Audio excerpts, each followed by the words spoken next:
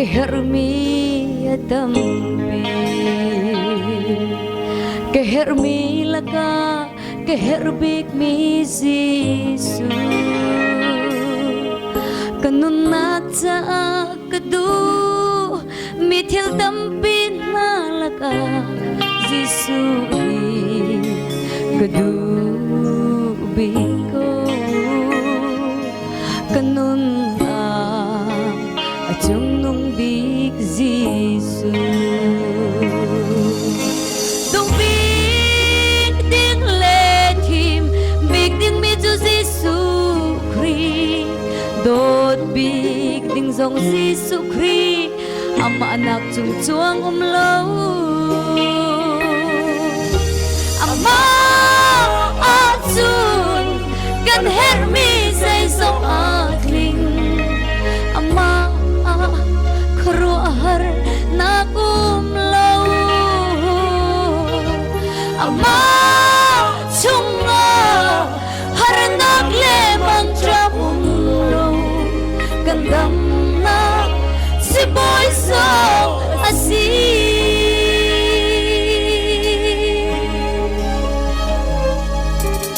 kanun lam kuana kadot mi antampi kadot mi laka kadot big mi Yesu kanunat sa kadlay chan mi thil tampi laka Yesu kadlay chan bi kanun achunong big Yesu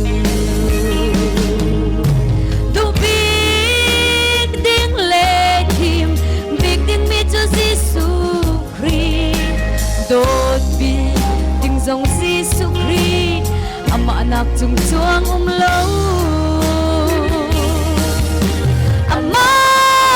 achun kan hermi say zong akling ama keruahar nakum lo ama chunga har nak lemang trapum gandam na si boy so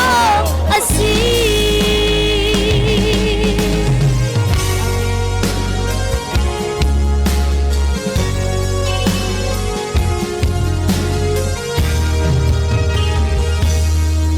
kanun nakta choleva eher ko kangai lo zonga apoy shim shim lo ngày lâu ốc thalo Yesu dầu lâu ốc thalo Yesu cả ngày chung cả na angam kanun chung nung big Yesu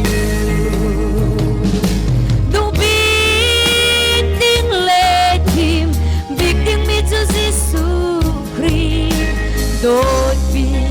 ding zong Yesu Christ ama anak chung chuang lo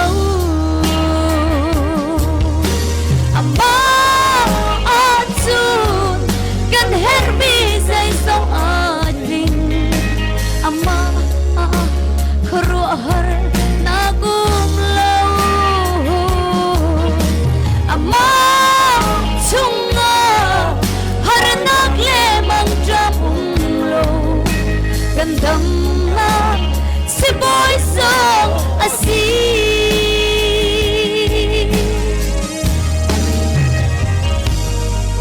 Yesu chu kacha in lo zong asi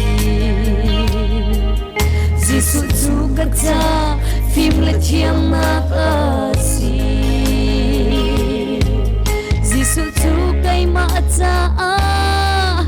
kadam nak si boy asi kacha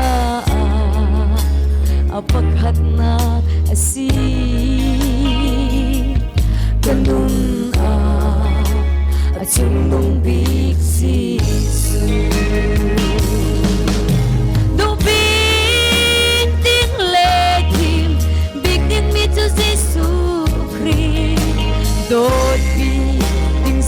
Sukri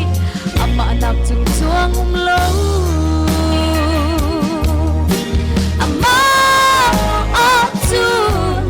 kan het mi say song anin Ama a khru har